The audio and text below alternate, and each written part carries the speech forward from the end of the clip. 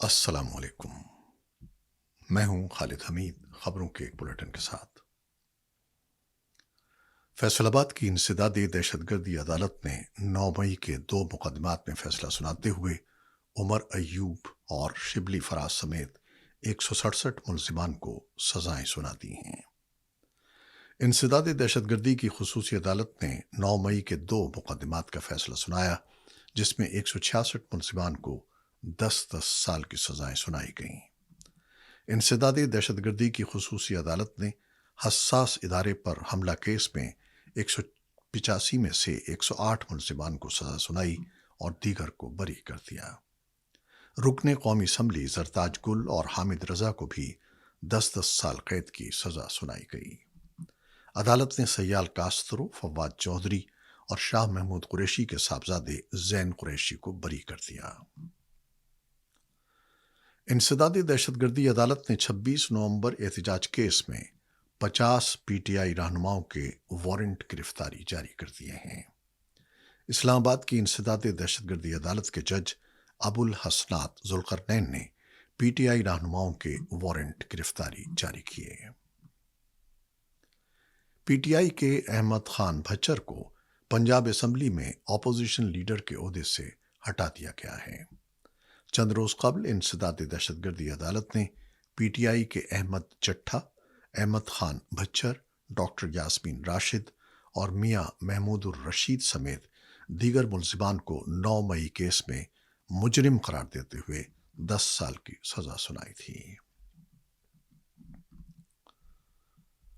Khyber Pakhtunkhwa assembly میں Saint کی خالی نشست پر ہونے والے ضمنی انتخاب میں حکومتی حمایت یافتہ آزاد امیدوار مشال یوسف زئی کو 86 ووٹ ملے ہیں، جس کے بعد ریٹرننگ آفیسر نے مشال یوسف زئی کی کامیابی کا فارم 58 جاری کر دیا۔ اپوزیشن کے حمایت یافتہ آزاد امیدوار مہتاب ظفر 53 ووٹ حاصل کرنے میں کامیاب رہے، جبکہ سینٹ کی نشست کے لیے تیسری آزاد امیدوار سائمہ خالد کو صرف 1 ووٹ ملا۔ محتسب اعلیٰ سندھ نے کے الیکٹرک کے چیف ایگزیکٹو آفیسر مونس الوی کو عہدے سے ہٹانے کا حکم دے دیا ہے۔ محتسب اعلیٰ سندھ جسٹس ریٹائرڈ شاہ نواز طارق نے مونس الوی پر 25 لاکھ روپے جرمانے کا بھی اعلان کیا۔ محتسب اعلیٰ سندھ نے کہا کہ ان پر خاتون کو ہراساں کرنے کا الزام ثابت ہوتا ہے۔ انہوں نے کہا کہ سی او کے الیکٹرک نے شکایت کنندہ کو ہراساں کیا اور ذہنی اذیت دی۔ مونس الوی جرمانے ادا نہ کریں تو منقولہ اور غیر منقولہ جائیداد ضبط کی جائے۔ Social media platform X پر جاری بیان میں مونس الوی نے کہا کہ پیشہ ورانہ تعلقات میں ہمیشہ دیانتداری اور وقار کی اقدار کو برقرار رکھا ہے۔ حالیہ فیصلہ انتہائی تکلیف دہ ہے۔ انہوں نے کہا کہ قانونی عمل اور اس کو برقرار رکھنے والے اداروں کا احترام کرتا ہوں اور قانونی مشیر کے ساتھ اس فیصلے کا جائزہ لے رہا ہوں۔ اپیل کرنے کے اپنے حق کا استعمال کروں گا۔ پاکستان اور امریکہ کے مابین تجارتی معاہدہ کامیابی سے طے پا گیا ہے۔ وزارت خزانہ کے مطابق یہ پیش رفت وزیر خزانہ سینیٹر محمد اورنگزیب کی امریکی وزیر تجارت ہاورڈ لٹنک اور امریکی تجارتی نمائندے جیمیسن گریئر سے ملاقات کے دوران ہوئی۔ ملاقات میں سیکریٹری کامرس جواد پال اور امریکہ میں پاکستان کے سفیر رضوان سعید شیخ بھی موجود تھے۔ اس معاہدے کا اعلان امریکی صدر ڈونلڈ ٹرمپ نے ٹروتھ سوشل پر اپنی پوسٹ کے ذریعے کیا تھا۔ امریکی صدر نے گزشتہ روز پاکستان کے ساتھ تجارتی معاہدہ مکمل ہونے کا اعلان کیا اور کہا کہ امریکہ پاکستان کے تیل ذخائر بڑھانے کے لیے اقدام کرے گا۔ دوسری جانب امریکی صدر ٹرمپ نے ایک بار پھر بھارت کو سخت تنقید کا نشانہ بناتے ہوئے اس پر 25% ٹیرف اور اضافی جرمانہ عائد کرنے کا اعلان کیا۔ سوشل میڈیا سائٹ ٹروتھ پر جاری بیان میں ٹرمپ نے کہا کہ مجھے اس کی پرواہ نہیں کہ بھارت روس کے ساتھ کیا کرتا ہے۔ امریکی صدر کا کہنا تھا کہ ہم نے بھارت کے ساتھ بہت تھوڑا سا کاروبار کیا، مگر ان کے ٹیرف بہت زیادہ ہیں، دنیا میں سب سے زیادہ ہیں۔ برطانیہ، فرانس اور کینیڈا کے بعد یورپی یونین میں شامل ایک اور ملک نے فلسطین کو بطور ریاست تسلیم کرنے کے لیے مشروط آمادگی ظاہر کی ہے۔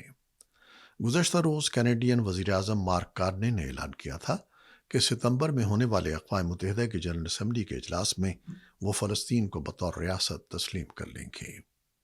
اب یورپی یونین میں شامل ملک مالٹا کے وزیر اعظم رابرٹ ابیلا نے بھی ستمبر میں ہونے والے اقوام متحدہ کی جنرل اسمبلی کے اجلاس میں فلسطین کو بطور ریاست مشروط تسلیم کرنے کا اعلان کیا۔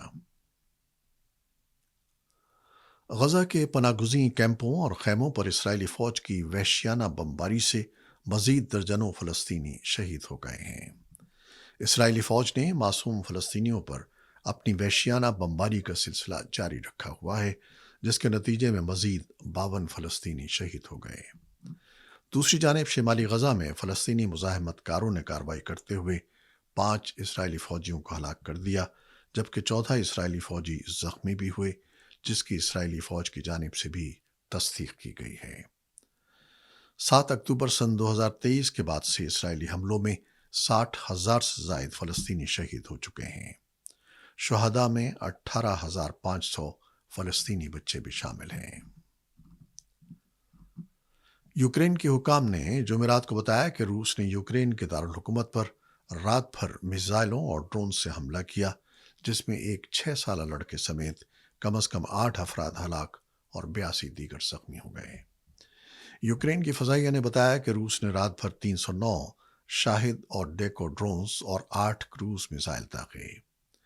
یوکرین کی فضائی دفاع نے 288 ڈرونز اور 3 میزائلوں کو روکا اور جیم کر دیا۔ روس کی وزارت دفاع نے جمعرات کو کہا کہ اس نے رات بھر یوکرین کے 32 ڈرونز مار گرائے ہیں۔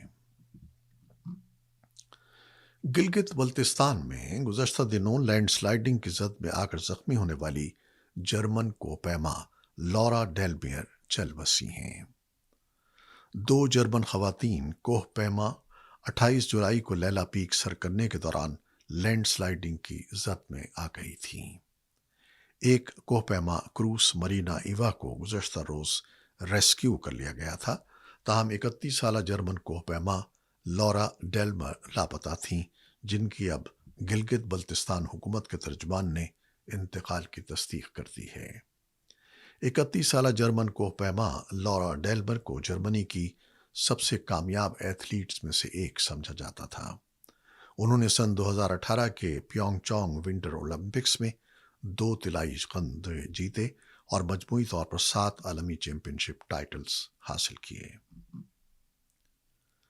انگلینڈ کے شہر برمنگھم میں جاری world champion ship of legends میں بھارت نے ایک بار پھر پاکستان سے کھیلنے سے انکار کیا ہے۔